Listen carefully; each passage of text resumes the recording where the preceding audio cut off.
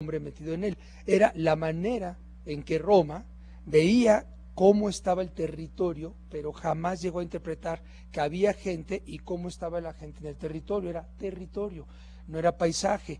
¿Hasta qué momento aparece la idea de el hombre dentro del territorio? El hombre parte, componente, y el hombre cambia y modifica el paisaje. Eso aparece en Francia, cuando Francia entonces modifica el territorio paus y le pone país. País. Entonces, lo que nosotros tenemos directamente nos viene del francés, de país. País, ¿qué es país? Donde tú perteneces a tu país. Ah, entonces tú ya perteneces a tu paisaje. Ahora sí, tú y territorio, juntos.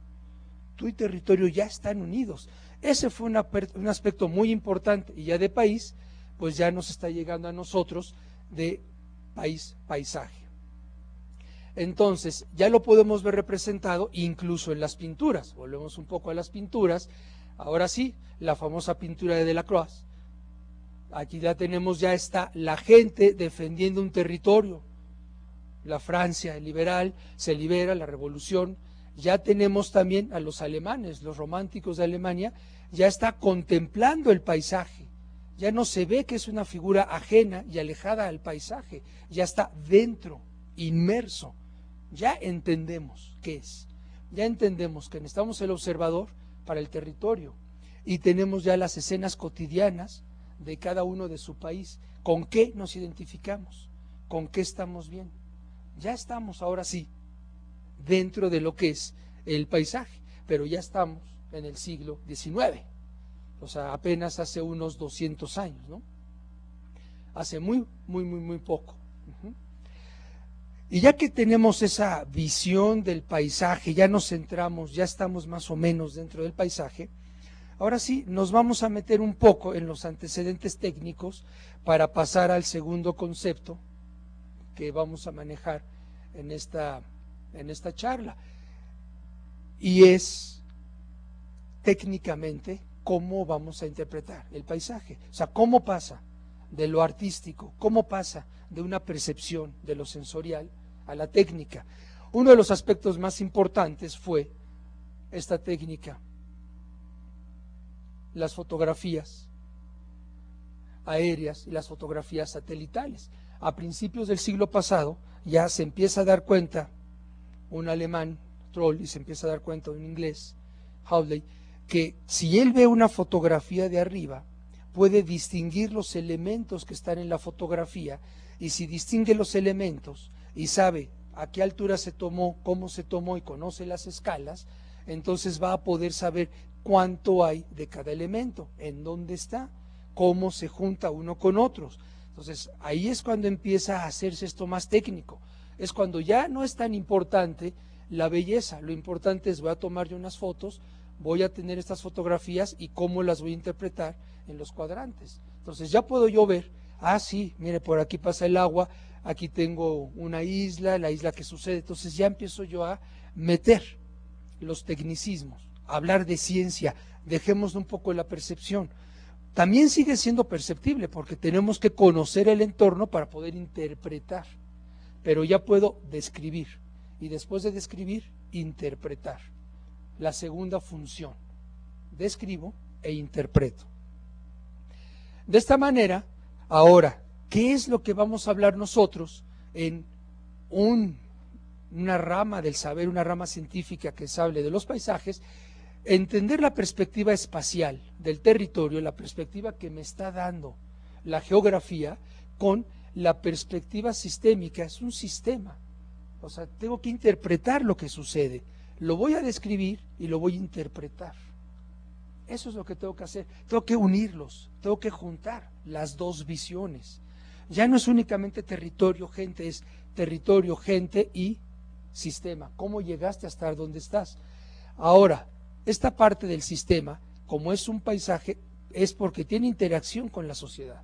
Entonces la sociedad lo está cambiando, la sociedad le está generando impactos, a veces más, a veces menos.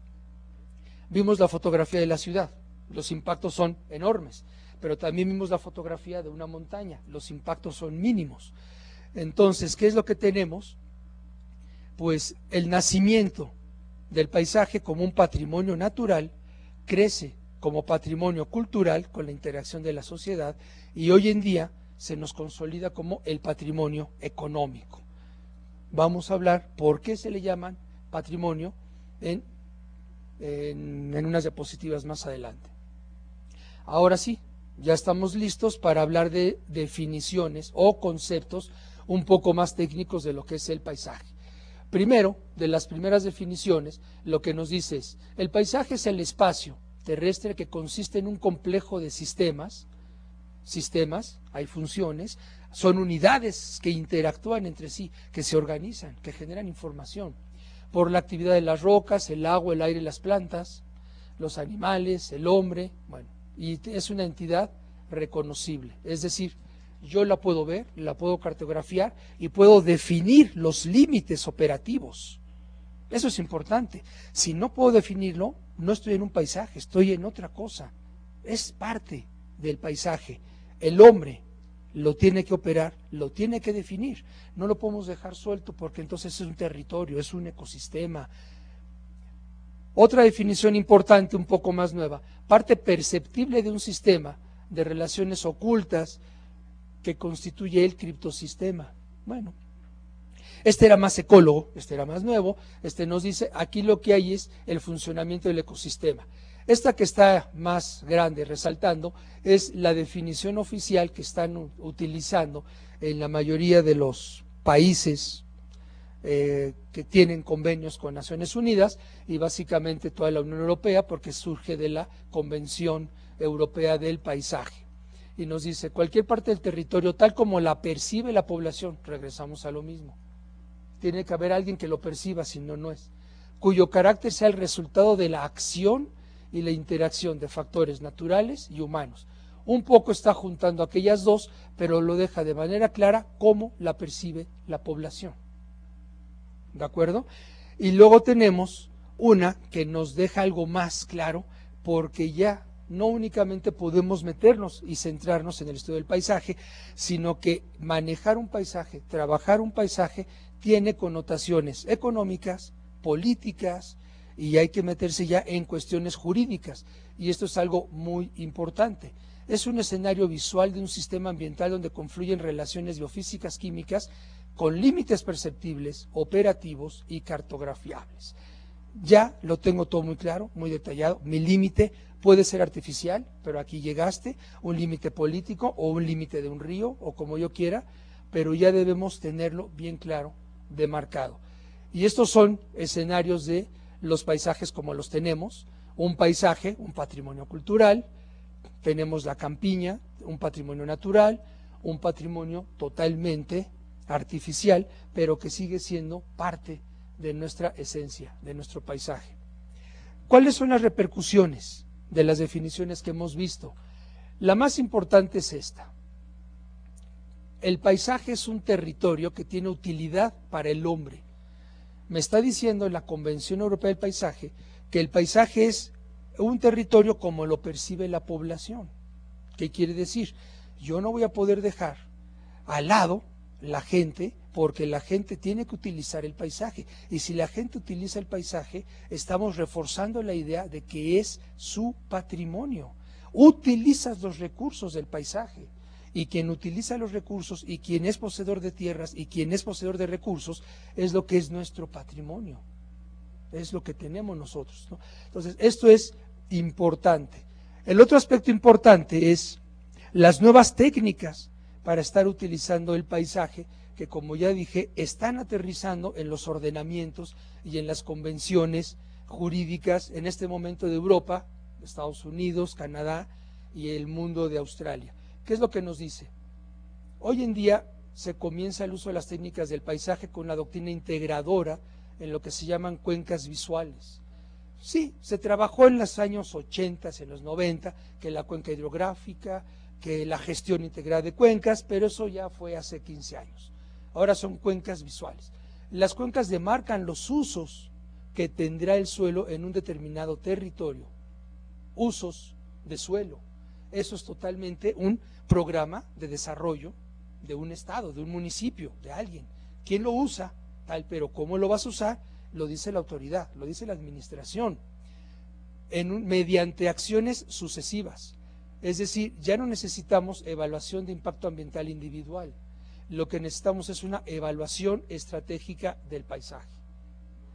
Y es lo que se solicita hoy en día cuando se quiere hacer una actuación o se quiere hacer un estudio en Europa, por ejemplo. Este es un ejemplo de cómo se hace una cuenca visual. Tenemos el centro de la que es la actuación y qué es lo que se está viendo a 500 metros, 1500 metros y 3000 metros, como si fuéramos un observador que está dentro de la cuenca. Nos subimos a 30 metros y qué es lo que ves, cómo está el ordenamiento, qué es lo que tienes, y de esta manera nosotros sabemos hacia dónde puede crecer la ciudad, en qué radio, qué límite y qué velocidad y cuáles pueden ser los usos de los suelos. Aquí tenemos la segunda parte de la cuenca visual, esto es visto desde fuera. La anterior, recuerden, era como si yo me pongo en el centro y lo veo, y ahora es como si yo estoy en diferentes puntos de observación, también me pongo un poco elevado y estoy viendo qué es lo que está pasando a 500 metros, a 1500 y a 3000 metros, hacia dónde va a ir el crecimiento y cómo va. Yo puedo encontrar aquí cuáles serían las líneas de fuga, por dónde entra la energía, dónde puedo poner las carreteras, hacia dónde irían, dónde pueden haber asentamientos humanos, áreas de reserva. O sea, es mi cuenca visual. Y además me tiene que decir cómo deben ser los edificios, porque si las montañas que yo tengo ahí son de un determinado color, no voy a poner edificios naranjas ni chillantes. O sea, es visual. Tampoco se trata de romper la visión del paisaje, porque se supone que cuando lo vemos a 30 o 40 metros de altura, también lo estamos viendo a vuelo de pájaro, cómo lo ven las aves y cómo lo interpreta otros elementos de la fauna. Entonces tampoco hay que perturbarles, tampoco hay que estar molestando qué es lo que teníamos, ¿no? Entonces, bueno, ese es un ejemplo de cómo se están yendo los caminos jurídicos para las cuencas. ¿Qué es lo que tenemos ahora? Pues lo que tenemos es, el paisaje se tiene que usar, y al usarse el paisaje le estamos dando un dinamismo. Metemos unas fuerzas y esas fuerzas dinámicas nos hacen que cambie. Puede cambiar el paisaje de dos formas. Lentamente, nosotros, lo que sería diario, persona a persona, que planta un árbol, que quita un arbolito, que mueva algo de tierra, va cambiando lentamente, pero también una acción política que me está diciendo, aquí va un parque industrial, aquí voy a tener una zona de reservas, aquí voy a tener las zonas habitacionales, me va a hacer que cambie de una forma muy grande todo lo que es el contorno, todo lo que es el entorno y el campo visible del paisaje. Entonces, de esta manera, hasta donde vamos, ya hemos entendido lo que es el paisaje. Bueno, supongo que sí, al menos ya nos queda más claro, ya no tenemos tanto problema. Ahora vamos a hablar de cómo imbricamos el paisaje con un poquito de ecología, un territorio multifuncional. También aquí es interesante Walt Whitman recordarlo un poco, porque lo que se va a hablar aquí pues son de muchas cosas. O sea, no es fácil resumir cómo encajar, cómo imbricar todas las teorías de la ecología en la gestión o el manejo de un paisaje, sino que son muchas ideas, ¿no?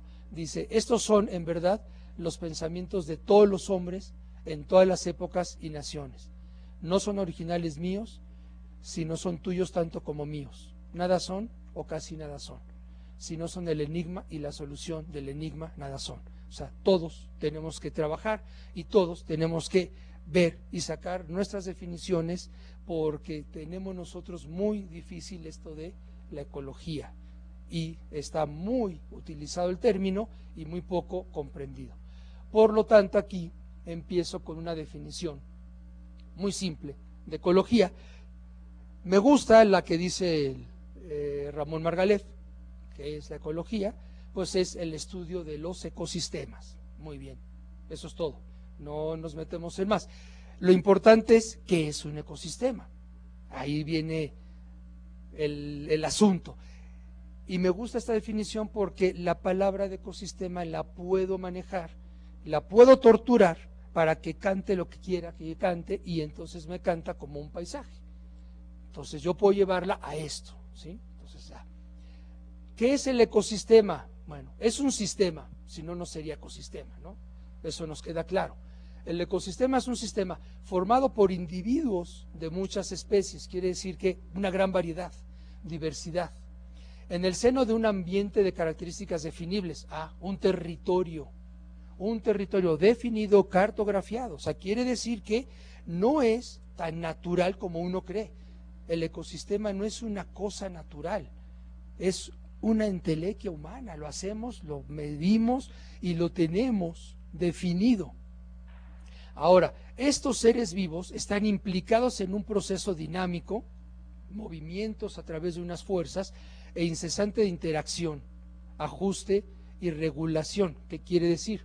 Que yo tengo individuos que se están ajustando sus tasas metabólicas a las condiciones que van cambiando de esos elementos que están formando la matriz del ambiente, que si la temperatura, que si la humedad, que si el pH, lo que tú quieras.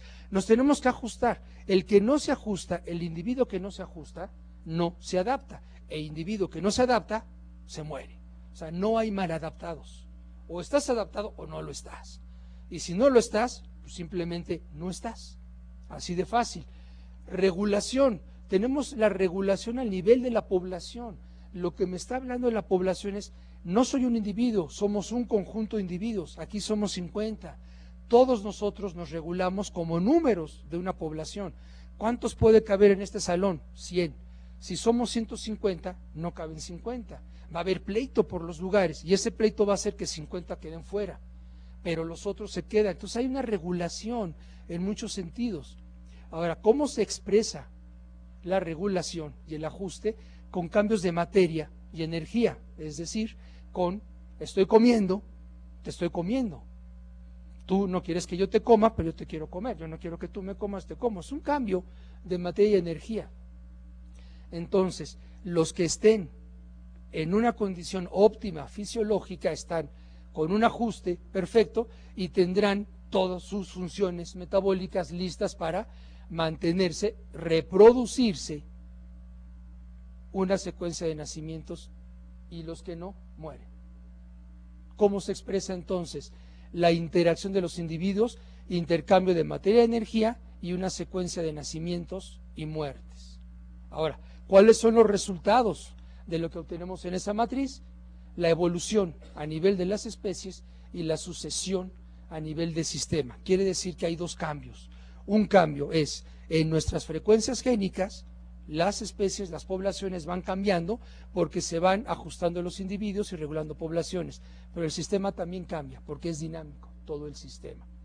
Entonces, bueno, de esta manera regresamos otra vez al paisaje, pero sí nos queda bastante claro a todos, espero que sí, cómo vamos a imbricar la parte de la ecología con el paisaje. Pues muy simple. Ya vimos que el paisaje es la matriz, es el escenario donde estamos trabajando y que tienen dos velocidades de evolución, una a nivel de sistema entero y otra a nivel de poblaciones. Entonces, ¿qué es lo que hace el ecólogo cuando quiere hacer ecología de paisaje? Pues entrar a la naturaleza y empezar a preguntar ¿qué tengo? Un bosque, montañas, es un bosque de niebla, el río, ¿qué hay? Los animales. Volvemos a lo mismo, describir. Primero tengo que describir lo que yo llamaré estructura. Esta es la estructura, lo que veo. ¿Cuál es la estructura de aquí? Las rocas, el agua, los árboles, qué tipo de árboles y demás. Lo describo. Y después de que lo describo, veo cómo funciona y saco sus funciones. Entonces, describo y veo funciones. Ya que conozco la función, me voy a la parte de qué puedo usar de la ecología. Ahora sí. El hombre conoce las funciones, conoce los recursos, que es la descripción del sistema, o sea, la estructura ecológica y cómo lo voy a manejar. Entonces, el hombre, yo aquí tengo dos cuadrados, uno en rojo, que es la planificación, y otro en verde, que es la parte ambiental, la parte ecológica. Lo primero que tengo que ver es describir el sistema, ver cómo están las funciones, y después voy a ver cómo lo tengo que utilizar, qué puedo usar y qué no puedo usar.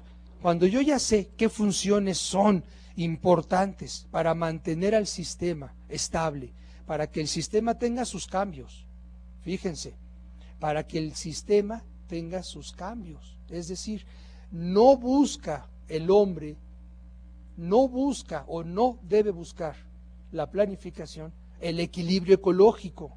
No se busca el equilibrio. Es imposible un equilibrio natural. Buscamos un balance o el movimiento, el dinamismo. Buscar el equilibrio sería como decir, detén la evolución, detén la sucesión. No, buscamos el cambio, pero un cambio que nos sea también favorable a nosotros y al resto de la naturaleza. ¿Sí? Habría que modificar el nombre de aquella ley, aquella famosa LGEPA, no sé, algo así, porque no se pretende el equilibrio, se pretende mantener el dinamismo. Solo lo podemos tener si conocemos las funciones importantes del sistema para que sigan operando y que la estructura la podemos seguir usando. Entonces tenemos los sistemas de usos, sistemas forestales, agrosistemas, urbanos, semiurbanos, todo lo que necesitemos, que nos pasa al sistema económico. ¿Por qué? Porque es nuestro patrimonio, lo recordamos. Es el patrimonio. Yo saco todo lo que tengo de la naturaleza, no tengo nada que no venga de ahí. Entonces tengo el subsistema económico, el político, el que me dice cómo lo hago, cómo lo planifico, y los sistemas demográficos y sociales. O sea, trabajar en conjunto todos nosotros. De esta manera, vamos a ver aquí cómo hemos estado haciendo la gestión de nuestros paisajes. Primero teníamos un paisaje totalmente geológico hace 5.000 millones de años, se va perdiendo, hay una progresión, luego una regresión, regresa, pero cuando regresa empiezan a surgir los paisajes biológicos que empiezan a tener una progresión. Pero hoy en día, fíjense, aparecen los paisajes rurales, progresión hace 10.000 años, la agricultura. El hombre empieza a modificar mucho el paisaje para el cultivo, progresa. Y aquí ya viene una regresión hace 100 años. ¿A qué se debe esta regresión de los paisajes verdes, de la naturaleza y de la agricultura? Y además una progresión del paisaje geológico, a que estamos abandonando muchas tierras de cultivo porque estamos yéndonos a las ciudades, y esas tierras que abandonamos junto con la tala, la pérdida de bosques, nos están dando paisajes desérticos, erosionados. Ya no hay vida, progresa otra vez los minerales. Una progresión y una regresión biológica, pero hay una progresión urbana, habitacional, industrial, y la nueva, la que está creciendo como loca, la turística. Tenía una categoría aparte, una progresión. O sea, hacia dónde vamos, pues esto nos va dando una idea por dónde podemos ir y dónde tenemos que cuidarnos. Y esto lo sabe Naciones Unidas. De esta manera, Naciones Unidas nos está diciendo esto, un mensaje muy claro el mensaje. Y me gusta ponerlo porque además así empieza la cumbre de Estocolmo en 1972. Esto es lo que nos dice y me parece además, no sé, me parece hermoso cómo lo dice. El hombre es a la vez obra y artífice del medio que lo rodea. Obra y artífice del medio que lo rodea. Con una acción sobre el mismo que se ha acrecentado gracias a la rápida aceleración de la ciencia y la tecnología. O sea, somos la obra y además generamos, ¿sí?, el paisaje por nuestras acciones. Hasta el punto que los dos aspectos, el medio humano, es decir, el medio humano se divide en dos, un medio natural y un artificial, son esenciales para nuestro bienestar. ¿Qué quiere decir? Que nosotros somos obra del paisaje, pero además nosotros somos los que creamos el paisaje.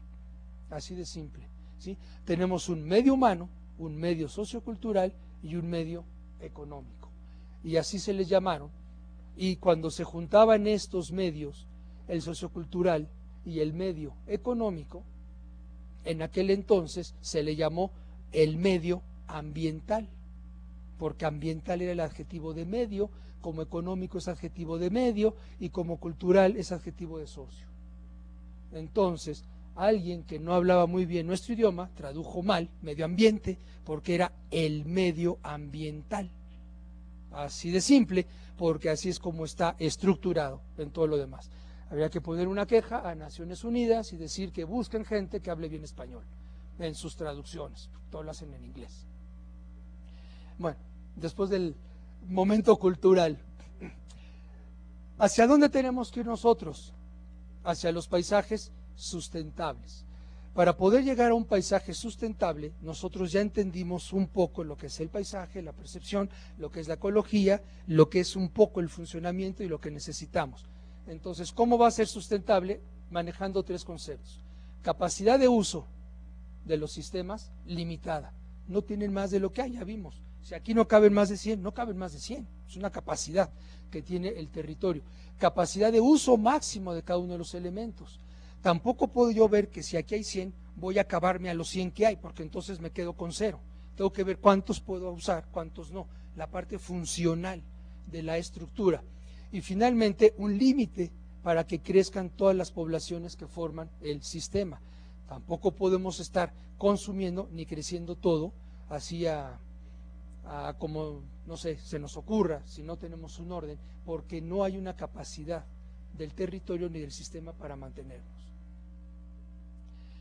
Pues ya que lo tenemos, vamos a ver entonces qué es lo que sería el paisaje sustentable. Parto de un paisaje urbano, la ciudad también puede ser sustentable. Pongo esto como ejemplo para que vean que no solo el paisaje es la parte natural, también puede ser sustentable. Y algo muy importante esto, una ciudad sustentable se distingue de otras ciudades y núcleos de población por el grado de incorporación de temas ambientales en la toma de decisiones. Eso es lo que le hace diferente. Si el alcalde de una ciudad, el ayuntamiento, tiene muchas acciones orientadas a el reciclado, al manejo, vamos a tener una ciudad sustentable. Si tenemos muchas acciones que nos dicen, los recursos que me lleguen no los tengo que traer tan de lejos, sino de los alrededores. Si mi ciudad la tengo que hacer coherente con el medio natural inmediato que tengo, para ver qué es lo que puedo y qué es lo que no puedo hacer, será sustentable. La Ciudad de México puede ser sustentable, por supuesto que sí. Una vez le preguntaron a un ecólogo muy importante, ¿cómo harías la Ciudad de México sustentable? Se lo preguntaron, no sé, yo estaba todavía estudiando, ¿no? El 81 por ahí, y dijo, pues muy simple, pues es cuestión de echar fuera a los 10 millones que viven aquí y esperar que pasen 50,000 años y entonces esto se empieza a regenerar. Bueno, en aquel momento tampoco había muchos elementos para reciclar, mover y tener otras cosas, pero hoy en día ya podríamos tener mucho potencial. Esto es lo que tenemos que ver en este momento, el potencial que tiene la ciudad. Aquí hay un ejemplo de cómo la Ciudad de México puede llegar a ser sustentable viendo los medios, el medio ambiental, hacia dónde va, cómo me llega la energía, cómo la distribuyo y dentro de la distribución cómo puedo tener yo los diferentes sectores, los diferentes servicios y de esta manera, sobre todo, manejar el calor. O sea, recordemos que para poder ver el enfoque sistémico de aquí, lo vemos a través de los principios termodinámicos y uno de ellos es la generación de calor que me hacen que el sistema tienda a ser más estable cuando mayor sea su capacidad de entropía, es decir, mandar el calor fuera, pero nosotros lo tenemos que mantener dentro. De esta manera, nosotros vamos a buscar que mi paisaje sustentable sea un paisaje coherente, que tenga una coherencia social, toda la forma de cómo nos vamos a comportar nosotros como ciudadanos, pero también la autoridad. Recuerden que la parte de planificación es una parte de la administración pública, no es una parte que viene conmigo ni con el ciudadano. Yo puedo planificar mi casa, pero no puedo planificar la ciudad, ni siquiera puedo llegar a planificar totalmente los campus del Politécnico porque están dentro de la planificación de la delegación y del Distrito Federal, pero sí puedo yo trabajar con la autoridad para ver de qué manera mejoramos los instrumentos de planificación. La coherencia económica, detectar las ventajas competitivas de la sociedad en este mundo de economía. Si yo conozco mi ciudad, región, si yo conozco lo que tengo alrededor de la ciudad, de una mejor manera puedo decir, los recursos que me lleguen de aquí van a ser más económicos porque no los tengo que trasladar de Durango, ni los tengo que estar trayendo de China, los podemos traer por aquí. Donde yo saque las descargas de energía, las voy a manejar de esta manera y tampoco tengo que estar contratando otras máquinas o empresas. Entonces es una coherencia ambiental hablamos un poco de eso, ver la parte multifuncional que está rodeando la ciudad y la coherencia espacial, ver qué infraestructura tenemos y que esta infraestructura esté de acuerdo con lo que vimos de las cuencas visuales. De esta manera, lo que vamos a tener nosotros es un añadido, y ese añadido a la gestión del paisaje es mejorar nuestra calidad de vida. ¿Qué queremos nosotros? Tener un mejor nivel de vida. Nuestro nivel de vida va a ir subiendo conforme nosotros estamos utilizando los recursos del paisaje, pero si no nos damos cuenta, llega un umbral en el cual los recursos los agotamos, los estamos agotando, pero todavía con un retraso tenemos buen nivel de vida. ¿Hasta qué punto? Hasta el punto en que ya deterioramos tanto el entorno externo que nuestro nivel de vida va a empezar a bajar. Pero ya cuando eso suceda va a ser casi irremediable el asunto. Lo tenemos que empezar a ver ahora que estamos bien. No porque digan, no, pero es que todavía puedo tener 3 teléfonos celulares y 4 tablets, seguimos bien. No, a partir de ahora hay que decir, espérense, porque vamos a llegar a un punto en el cual ya no vamos a poder regresar con tanto desecho, con tanta basura tecnológica. Entonces, eso es lo que nos pasa, nos quedamos como apantallados, vamos bien, y cuando nos damos cuenta, ¡zas!, el golpe.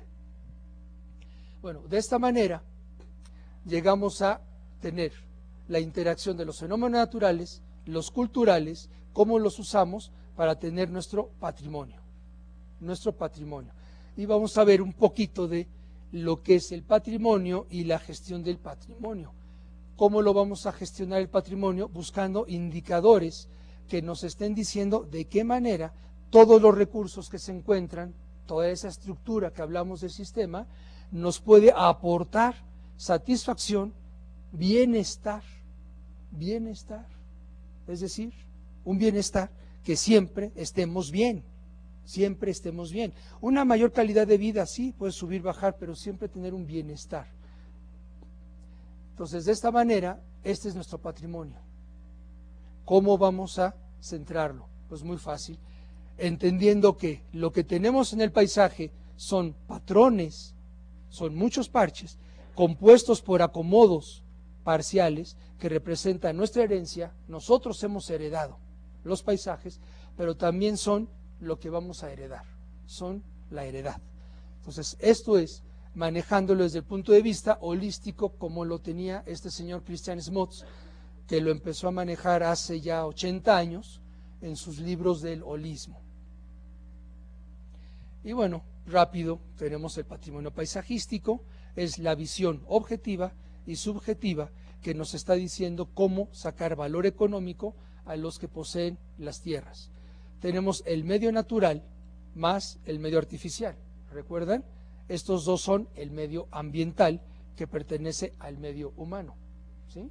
O sea, siguiendo los preceptos de Naciones Unidas, que además, viviendo en México y siendo mexicanos, por un precepto constitucional lo tenemos que hacer, porque el artículo 1 de la Constitución nos establece que los convenios y tratados internacionales firmados por México son tan importantes como la misma Constitución, casi, ¿no? Entonces, no nos habla de las leyes generales, no nos habla de la LEGEPA, nos habla de tratados internacionales. Quiere decir que esto es aquí el top 10, ¿no? Está en el top 10.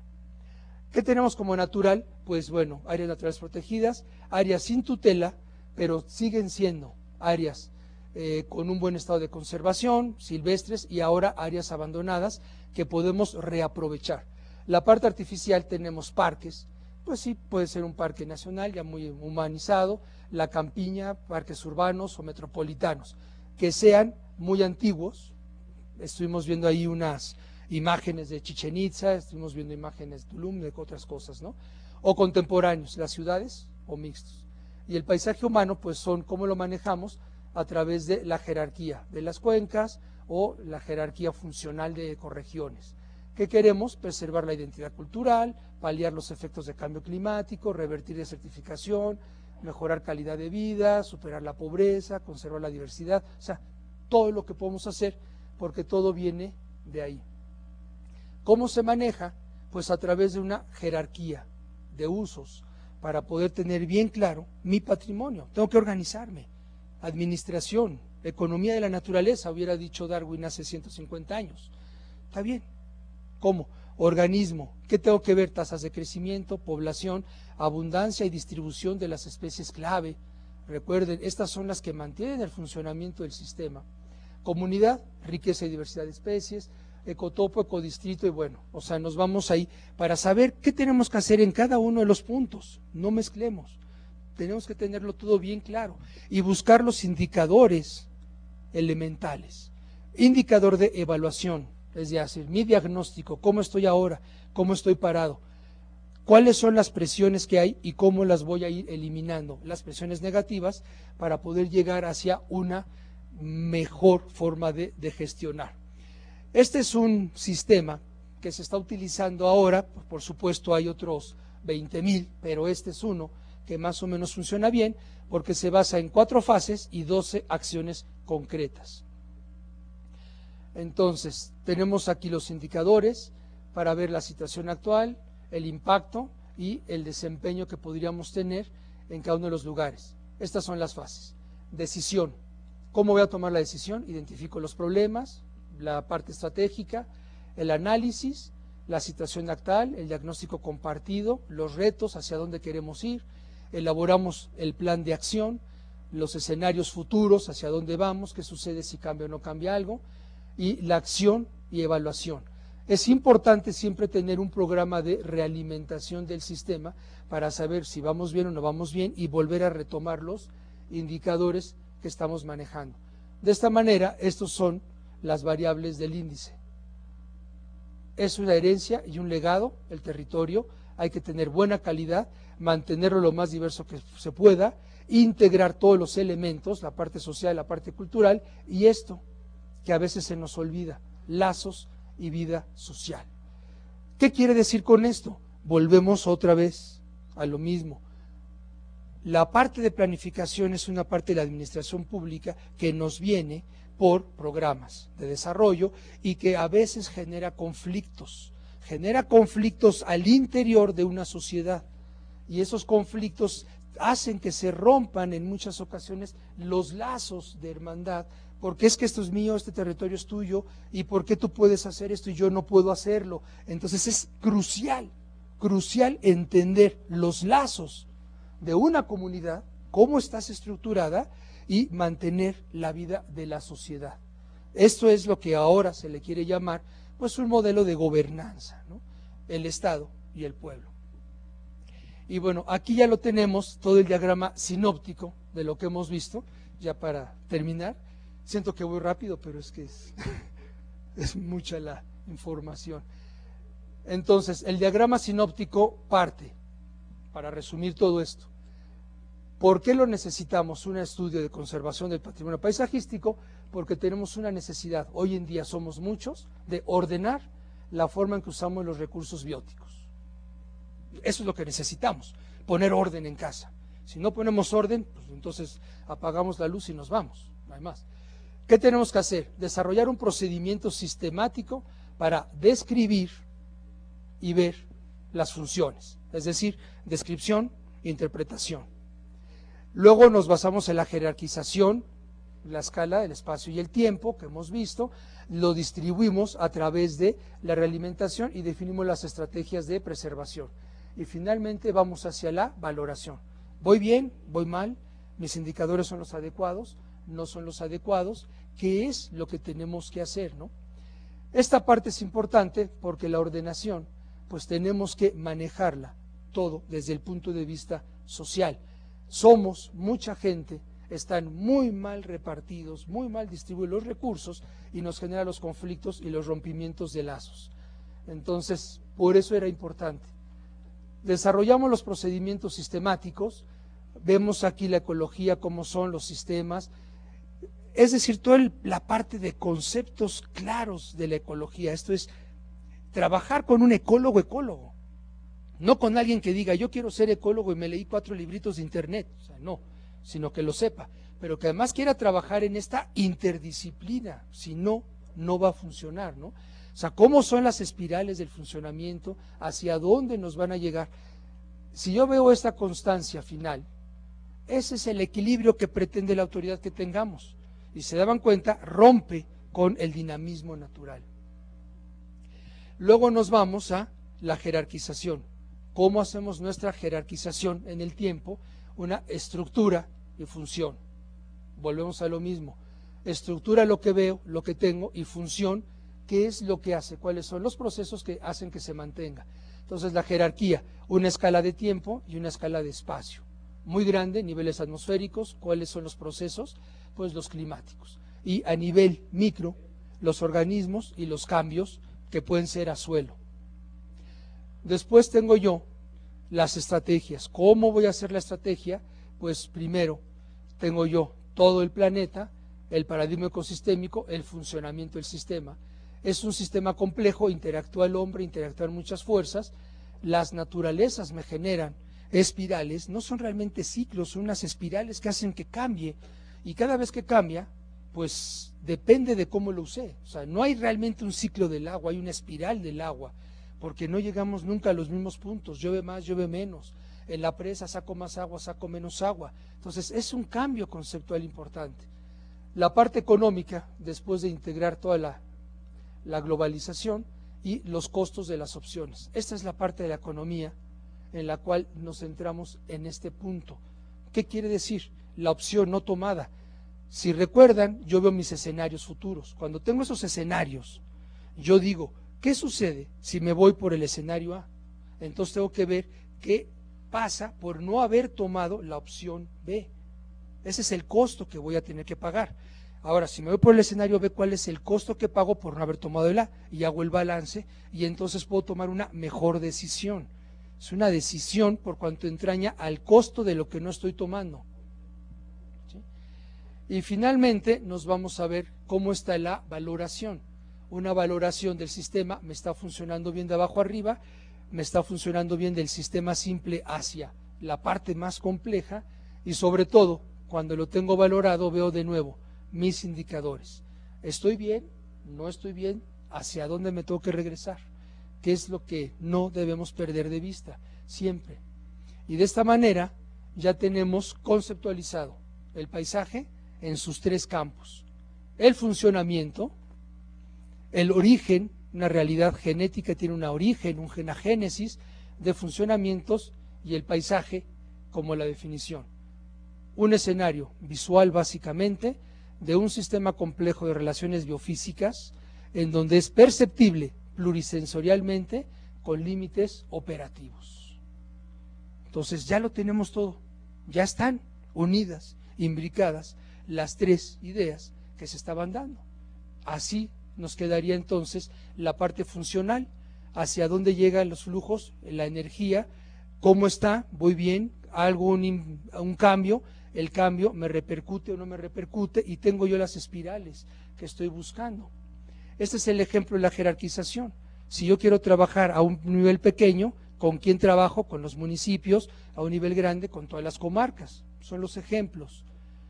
Y finalmente, ¿cómo lo voy a ver yo? Interpretándolo totalmente. Aquí tengo todos los elementos, desde la atmósfera, las entradas y el paisaje multifuncional con unas relaciones en red, desde algo muy cercano hasta algo muy lejano, que pueden ser miles de kilómetros, como el proceso de migración de las aves o las mariposas monarca, o como está migrando todo.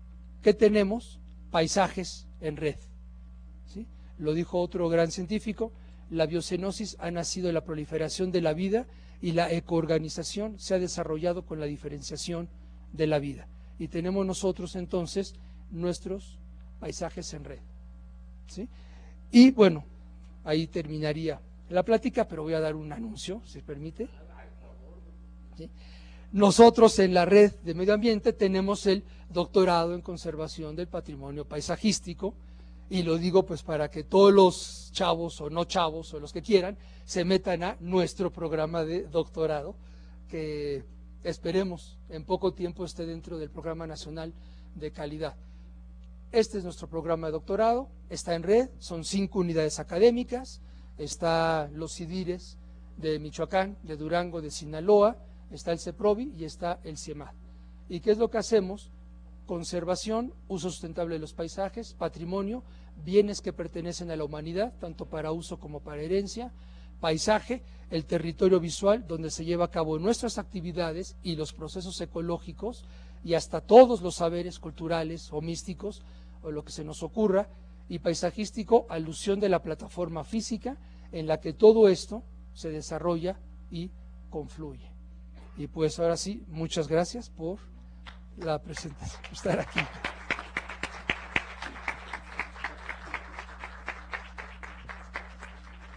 Maravilloso, muchas gracias de veras.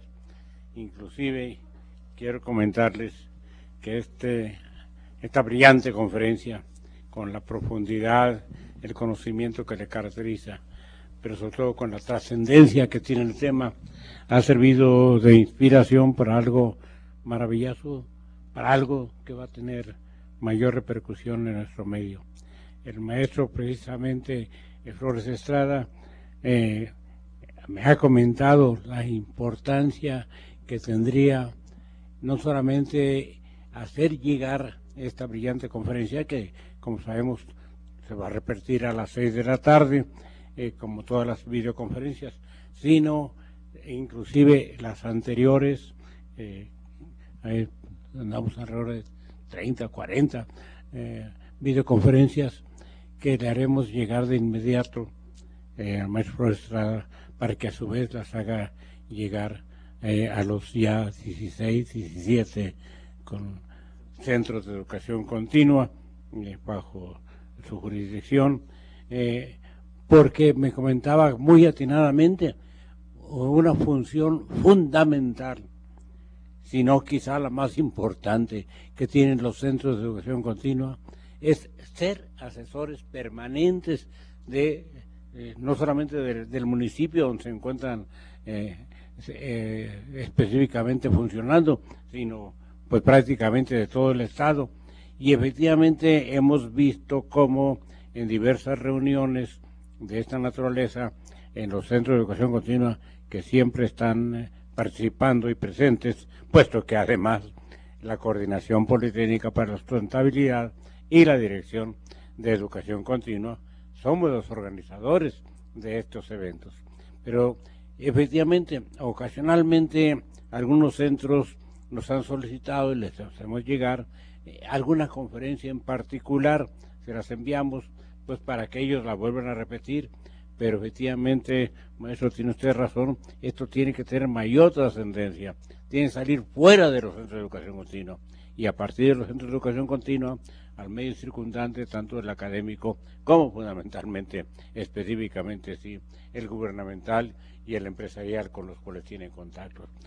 Magnífica idea, le agradecemos entonces doblemente esta reunión por esa situación, no solamente por la brillante conferencia, que hemos aprendido mucho, sino por esta inspiración para algo mucho mayor, de mayor trascendencia para bien del Poli y para bien de México.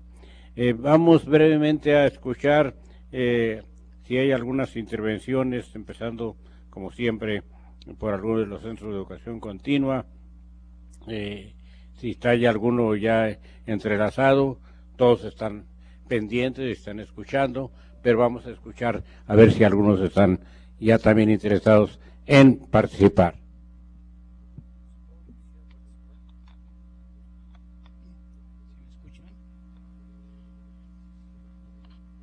¿Algún centro conectado ya directamente?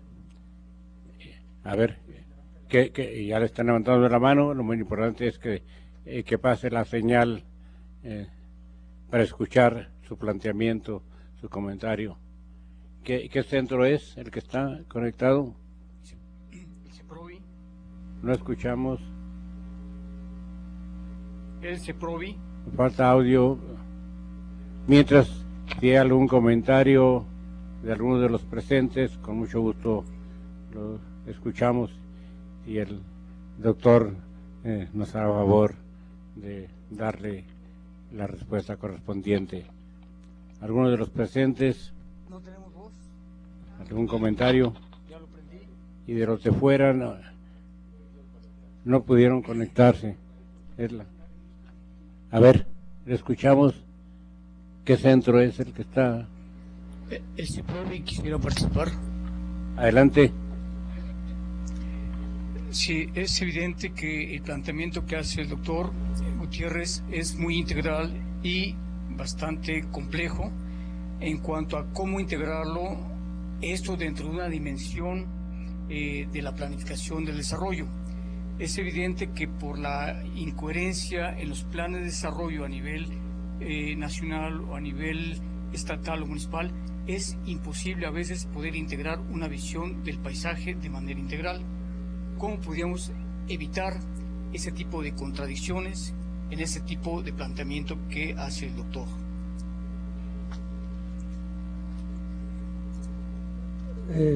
¿Sí se oye bien? Sí. Bien. Sí. Bueno, ¿cómo evitar las contradicciones? El primer aspecto que se está haciendo para evitar las contradicciones lo estamos ahora generando nosotros desde el Politécnico con estos programas nuevos de posgrado, ¿no? O sea, son posgramas que directamente van a repercutir primero en la población estudiantil, que van a tomar los cursos, ser los nuevos doctores y luego irán diseminando este tipo de actitudes, ¿no?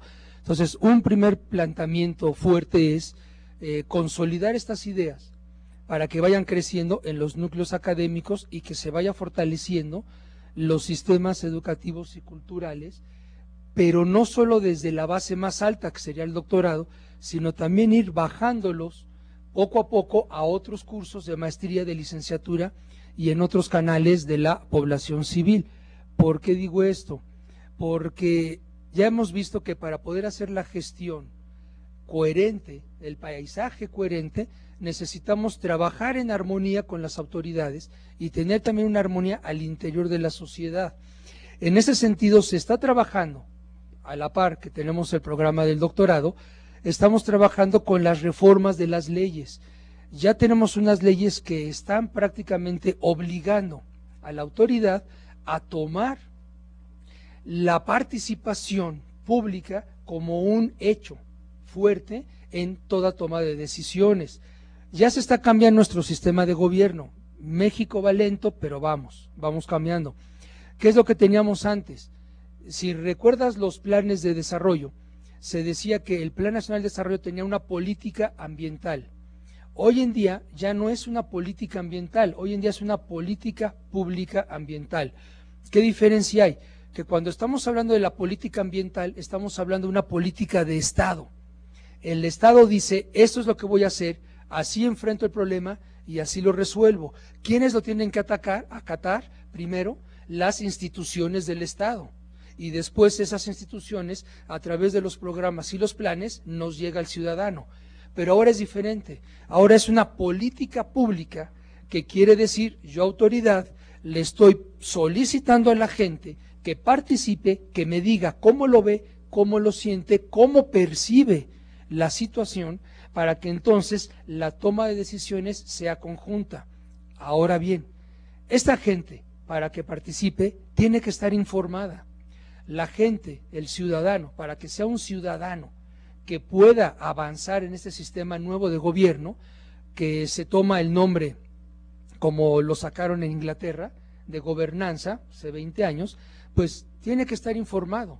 Y nosotros, en esencia, la comunidad politécnica, hay que informarles. Primero vamos a informar, pero ese es uno de los rubros que a nosotros nos pega fuerte. Informémoslo en nuestros niveles educativos, generemos nuevos doctores, maestros, licenciados, para que se vaya diseminando la idea, pero al mismo tiempo sí ir también trabajando en foros ciudadanos o en talleres. Entonces, yo creo que así vamos a cambiar esta visión de hacer política, porque esto a final de cuentas es política, y es una política pública, porque es del pueblo. Ahora sí, el poder debe emanar de nosotros, y no nos tiene que llegar directamente la autoridad, porque antes era la política de Estado, al menos en la materia ambiental. Magnífico, muchas gracias. Si hubiera algún otro comentario o interrogante de parte de alguno de los centros de educación continua. Sí, buenas tardes. Morelia quiere participar. Nos acompaña el ingeniero Rafael Rodríguez de la Secretaría de Urbanismo y Medio Ambiente del Estado de Michoacán. Te cedo la palabra. Adelante. Gracias. Gracias. Buenas tardes. Muchas gracias por la invitación. Es bastante interesante y es un poquito frustrante para los que nos interesa este tema el no poder aplicar las políticas, las términos técnicos como indicadores de crecimiento y todo, porque llegamos a un término de que la manejo político del crecimiento y del desarrollo urbano está vinculado a los problemas sociales, a otro tipo de problemas no tocables y a la cuestión económica. En Michoacán hay la idea, hay la intención, es cuestión de un tiempo y se lucha contra la fugacidad de las administraciones municipales, en algunas ocasiones con la falta de interés, pero la propuesta está.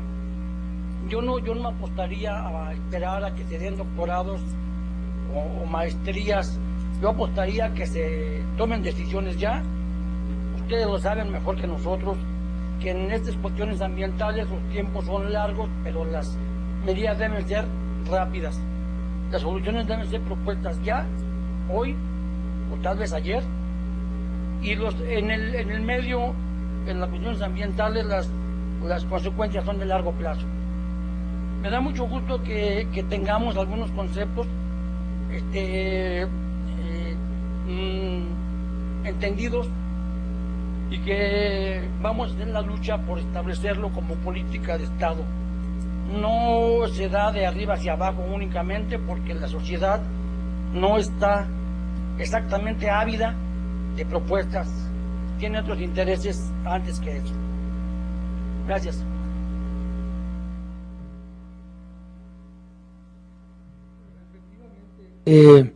Hay que resolver algunos problemas ya urgentes, ¿no? Pero no se puede tampoco llegar y tratar de resolver algo si no se tiene claro el diagnóstico de hacia dónde vamos y qué es lo que tenemos que hacer. Se puede desarrollar un programa cuando tú ya estás basando tus prioridades. Esas prioridades se hacen con el estudio. En ese sentido, no es tanto ya estar trabajando con el programa académico, sino estar trabajando nosotros, la academia, con la administración pública. Ahora bien, la administración pública de Morelia o la administración pública de Michoacán, la estatal o la municipal, se puede acercar también a nosotros y decir, mira, tengo este problema, este es prioritario, o sea, urge ahora, y entonces se va a resolver a través de la asesoría o a través de el contacto que se tenga con la academia, que pues ya para eso llevamos un grupo de trabajo y estamos trabajando de una forma interdisciplinar. El hablar de una forma de educar y generar una conciencia en todo el público no quiere decir que no se sigan otros caminos, o sea, todos los caminos se siguen, y un camino muy importante y que también ha ayudado mucho es que la autoridad también se acerque a nosotros, así como nosotros nos acercamos a ustedes para decir cómo podemos desarrollar y qué no podemos hacer. ¿Cuál es el problema que siempre tiene la autoridad? No tengo dinero para pagar el proyecto. También nos podemos unir, también nos podemos vincular y solicitar el apoyo a la Secretaría de Educación Pública a través de proyectos de la SEP, de CONACYT, demás, y poder empezar a generar el conocimiento básico, elemental, que nos sirva para poder aplicar un programa de rehabilitación o un programa de redirección ecológica, social y económico en el ámbito. Entonces, definitivamente hay que trabajar también en esa línea, o sea, claro que sí, y no hay que perder todas las posibilidades que hay en esto. Muy amable, muchas gracias. Escucharíamos una última intervención.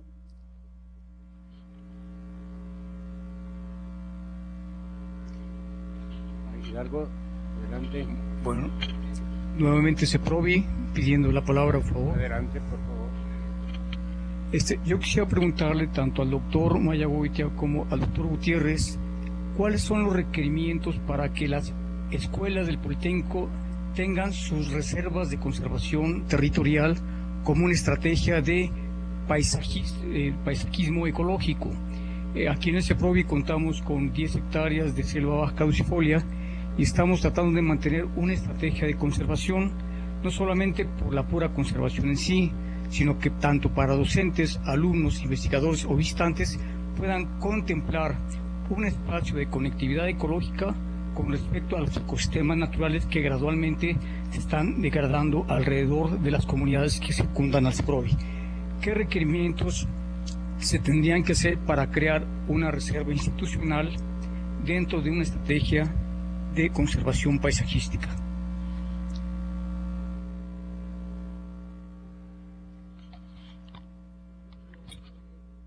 Sí, se oye bien, sí. Mira, hay un aspecto importante en la ley, en la normatividad mexicana, que apareció también ya hace algunos años, que son las áreas naturales protegidas voluntarias. Es cuando un ciudadano tiene un área natural o tiene un área poco perturbada y de forma voluntaria se acerca a la Semarnat o a la Secretaría Estatal y va y le dice: yo tengo este área, está de esta manera y quiero que sirva para como área natural protegida, ¿no? Que esté bajo un estatus jurídico de protección. Entonces la misma LEGEPA lo tiene ya claramente establecido. Lo único que tenemos que hacer es, si está interesada la institución en hacer eso, pues ver cuáles son los papeles que nos pide, porque está establecido ya, está claramente establecido en la normatividad, y nos va a pedir un programa de manejo. La esencia es eso: ¿cuál es tu programa de manejo? Porque llegar y decir este territorio lo quiero proteger y nada más proteger, pues ¿para qué? ¿Con qué? ¿Cómo? ¿No? ¿Cuáles son los elementos para proteger? ¿Qué vas a hacer para proteger? El mismo sistema va a cambiar de forma natural. ¿Cómo lo vas a ir tú adecuando a los cambios? Entonces, revisar la normatividad de estos instrumentos voluntarios, y ya es cuando el Politécnico, a través de las oficinas que se manejan aquí, no sé qué oficina, la Secretaría particular o algo así posiblemente, no sé, sea quienes se deban encargar de ahí, el abogado general, para poder llevar estos documentos a Semarnat, elaborar el programa de manejo y pues solicitar que sea un área de protección especial.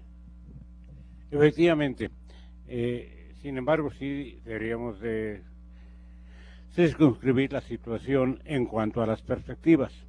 México tiene afortunadamente ya 23 millones de hectáreas bajo el rubro de áreas naturales protegidas. De ellas son 12 millones de hectáreas dedicadas específicamente a reservas de la biosfera, que son las más exigentes, no solamente en cuanto a la cuantía, sino fundamentalmente en lo que respecta al destino, es decir, con un área núcleo testigo exclusivamente para investigación, un área circundante de amortiguamiento que acata las instrucciones propiamente salidas del área testigo, del área de las investigaciones correspondientes, y un área de influencia que equivale a lo que anteriormente tuvo mucho lugar en México y que afortunadamente dio magníficos resultados y que lamentablemente se ha abandonado ya desde muchos años en lo que respecta a la influencia, la capacidad y la decisión, y por supuesto los apoyos económicos correspondientes para llevar a cabo el extensionismo agropecuario, en fin. Pero fuera de ello sí hay la posibilidad, por supuesto, como nos lo dice muy atinadamente el doctor Gutiérrez, de poder declarar de voto propio áreas de protección que sean, por supuesto, de menor cuantía, a que no pueden llegar a tener un programa propiamente de manejo por ser áreas pequeñas. Pero sí, ya es propiamente una decisión que, por lo que estoy escuchando en el caso de CEPROVI, es un caso ya más particular que puede decidirse internamente, tanto por la institución, el centro de investigación específicamente, como el aval del Politécnico, para que esas áreas no tengan otro destino. Y sí debe tener, por supuesto, no tanto como estrictamente está legislado un plan de manejo, pero sí un destino específico, un ordenamiento territorial, y consecuentemente sí decir: esta área va a ser un área por las características que se tienen que investigar y estudiar, efectivamente, no cualquier área, ¿no? Y bueno, por lo visto ya hay un señalamiento específico en cuanto al tipo de flora y fauna existente en el sitio, y que pueda así dar lugar a que se diga: aquí no vamos a construir, aquí esta área va a servir como área de reproducción, como área de observación, como área de investigación, y consecuentemente tendrá sí un plan de manejo específico, insisto, aunque no tenga las características de los nacionales, pero sí se requeriría de esa naturaleza, y de ello sí es una cosa de carácter interno que sea fácil de lograr su preservación, insisto, con las características más de un ordenamiento territorial, pero que caiga dentro precisamente de la protección de esa área por las características que pueda tener y que hay que investigar. Lógicamente sí, esto tendría que ser estudios propios y quizás sí apoyados por otras instancias como la Escuela de Ciencias Biológicas, que fundamentalmente es la que tiene más experiencia junto con CIEMAD en los aspectos de estudios de esta naturaleza. Muchas gracias por las intervenciones, muchas gracias por las ampliaciones propiamente a la brillante conferencia que hemos escuchado. Repetimos de que hoy a las 6 de la tarde se podrá ver de nuevo, pero con las ideas del maestro profesor Estrada va a ser en forma permanente, no solamente porque quede, como siempre, todas las videoconferencias están a petición de parte en la página del programa ambiental, ahora de la Coordinación Politécnica para la Sustentabilidad. Ahí están siempre en forma permanente a petición de parte. Pero ahora con este señalamiento tan hermoso y trascendente, sí queremos llegar todas las videoconferencias anteriores para que puedan cumplir efectivamente los centros de educación continua con su misión de servir de apoyo y de servir de expansión, muy especialmente sí como con la asesoría permanente que le brindan a los municipios donde se encuentran instalados, mínimamente ahí, pero irradiando sus acciones a todo a todo el estado mínimamente, o a la región, máxime que están creciendo afortunadamente, y es una función que el Politécnico, que la doctora Bustamante le ha dado un énfasis especial, el expander, multiplicar los centros de educación continua.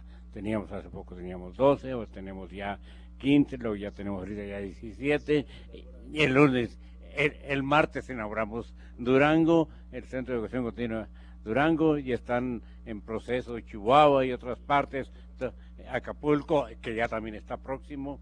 Entonces realmente es una labor hermosa la que está realizando el Politécnico, de poder llevar, ahora sí, poner la técnica al servicio de la patria y llevar los conocimientos a todos los rincones, y consecuentemente pues ya abarcar ya más allá de los 19 entidades en las que está presente, llegar a todo el país, pero llegar efectivamente con acciones no solamente de enseñanza y investigación, sino de expansión, de promoción de la cultura, y muy específicamente de servir, insisto, a la comunidad. Finalmente, a nombre del Instituto Politécnico Nacional, otorga el presente reconocimiento a Pedro Gutiérrez y Urrita por haber impartido la conferencia Conservación del Patrimonio Paisajístico. Atentamente, la técnica al servicio de la patria, doctora Yolosoche Bustamante Díez, directora general, y a nombre también de los presentes y de todos los que hemos disfrutado de esta conferencia.